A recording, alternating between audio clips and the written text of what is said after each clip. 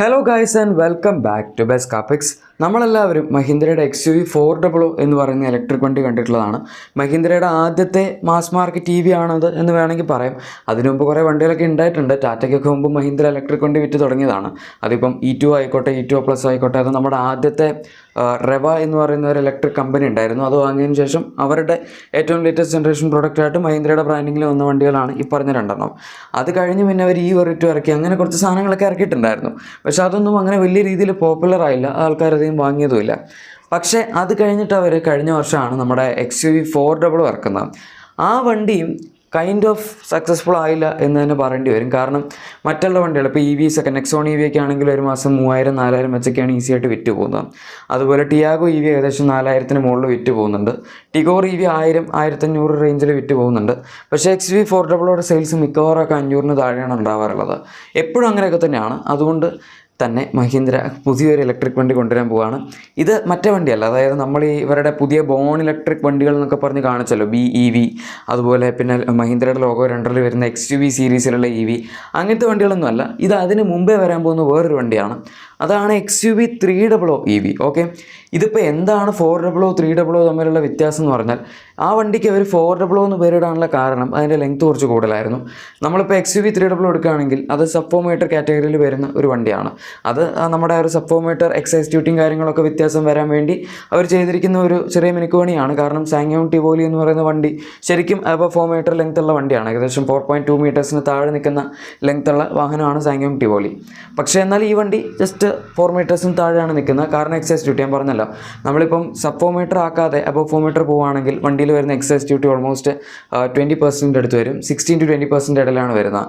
പക്ഷേ അതേസമയം സബ്ഫോമീറ്റർ ആണ്, പെട്രോൾ എഞ്ചിൻ 1.2 ലിറ്ററിന് താഴെയാണ്, ഡീസൽ എഞ്ചിൻ 1.5 ലിറ്ററിന് താഴെയാണ് എന്നുണ്ടെങ്കിൽ ജസ്റ്റ് 8% മാത്രമായിരിക്കും വണ്ടിയുടെ ടോട്ടൽ എക്സൈസ് ഡ്യൂട്ടി വരുന്നത്.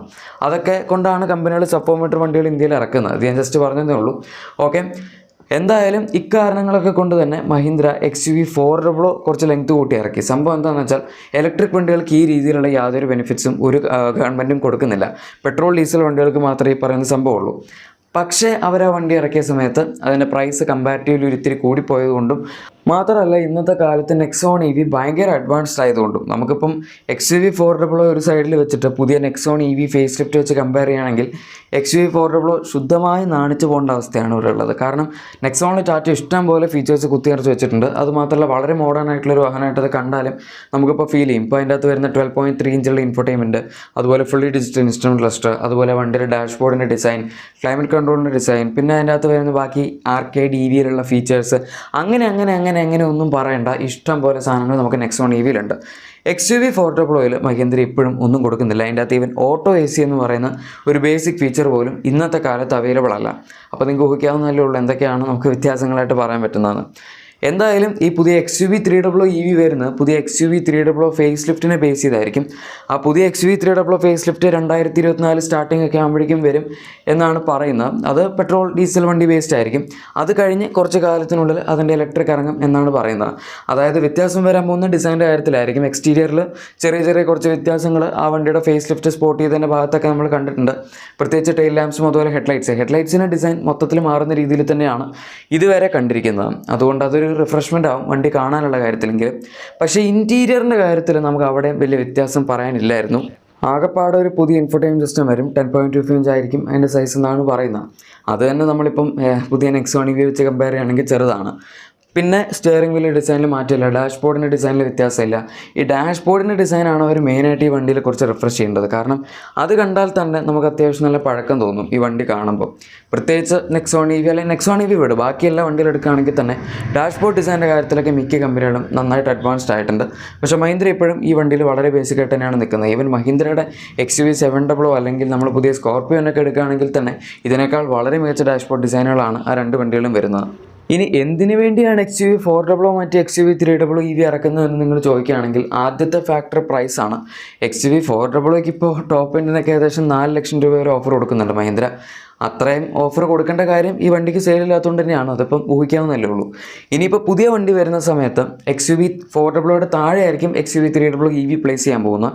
ആൻഡ് XUV 400 നമുക്ക് ഏകദേശം 39.4 kWh അടുത്ത് സൈസ് വരുന്ന ഒരു ബാറ്ററി പാക്കാണ് ഉപയോഗിച്ചിരിക്കുന്നത്. പക്ഷേ എന്നാൽ 300-അകത്തതായിരിക്കില്ല, 35 kWh സൈസ് വരുന്ന ബാറ്ററി പാക്ക് ആയിരിക്കും ഉണ്ടാകുന്നത്.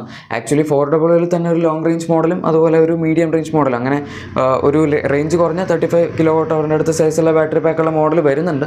പക്ഷേ എന്നാൽ പോലും അതങ്ങനെ അധികം ആൾക്കാർ നോക്കുന്നില്ല എന്ന് തോന്നുന്നു. കാരണം അതിനകത്ത് അങ്ങനെ വലിയ ഒരുപാട് ഫീച്ചേഴ്സ് ഉള്ളൊരു ടോപ്പ് എൻഡ് മോഡലൊന്നും ഇല്ല. അത് 40 kWh ഉള്ള മോഡലിൽ തന്നെയാണുള്ളത്. XUV 300 വരുമ്പം ആ ഒരു സെയിം ബാറ്ററി പാക്ക് ആയിരിക്കാം മിക്കവാറും അതിൻ്റെ അകത്ത് ഉപയോഗിക്കാൻ പോകുന്നു. പക്ഷേ അതിൻ്റെ അകത്ത് നമുക്ക് ബാക്കി ഫീച്ചേഴ്സൊക്കെ വരുന്ന രീതിയിൽ ഒരു ടോപ്പ് എൻഡ് അവൈലബിൾ ആയിരിക്കും. പ്രത്യേകിച്ച് അത് പുതിയ ഫേസ് ലിഫ്റ്റിനെ ബേസ്ഡ് ആയതുകൊണ്ട് ഡിസൈനിലും അതുപോലെ ഫീച്ചേഴ്സിലൊക്കെ നമുക്ക് കുറച്ചും കൂടെ റിഫ്രഷ്മെൻറ്റ് അവിടെ പ്രതീക്ഷിക്കാൻ പറ്റില്ല. അപ്പോൾ അതുകൊണ്ട് കുഴപ്പമില്ല. ഈ പുതിയ വണ്ടിയുടെ ക്ലെയിംഡ് റേഞ്ചും ഏകദേശം 300 to 400-ൻ്റെ ഇടയിൽ നിൽക്കും എന്നാണ് പറയുന്നത്. 35 kWh ബാറ്ററി പാക്ക് ആയതുകൊണ്ട് എന്തായാലും 400-ൻ്റെ മുകളിൽ ക്ലെയിംഡ് റേഞ്ച് പോകാനുള്ള സാധ്യതയില്ല. പ്രത്യേകിച്ച് 40 kWh സൈസിൽ വരുന്ന XUV 300 ആണെങ്കിലും നെക്സോൺ EV ആണെങ്കിലും രണ്ടും ഏകദേശം 450-യുടെ അടുത്താണ് നിൽക്കുന്നത്. ബൈ ദ വേ, നമ്മൾ ഈ പറഞ്ഞിരിക്കുന്ന കാര്യങ്ങളൊക്കെ ഓട്ടോക്കാരൻ്റെ റിപ്പോർട്ട് ചെയ്തിരിക്കുന്നതാണ്. ഈ പുതിയ XUV 300 ഇലക്ട്രിക് വേർഷൻ വരുന്നതിനെ പറ്റിയൊക്കെ. ഇതിലും കൂടുതൽ ഡീറ്റെയിൽസ് നമുക്കിപ്പോൾ താൽക്കാലികമായി കിട്ടിയിട്ടില്ല. എന്തെങ്കിലും കിട്ടുകയാണെങ്കിൽ ഞാൻ തീർച്ചയായും അറിയിക്കാം. വീഡിയോ ഇഷ്ടപ്പെട്ടെങ്കിൽ ലൈക്കും ഷെയറും സബ്സ്ക്രൈബൊക്കെ ചെയ്തേക്കാം. നമുക്ക് മറ്റൊരു വീഡിയോയിൽ കാണാം. Thank you for watching my video and good bye.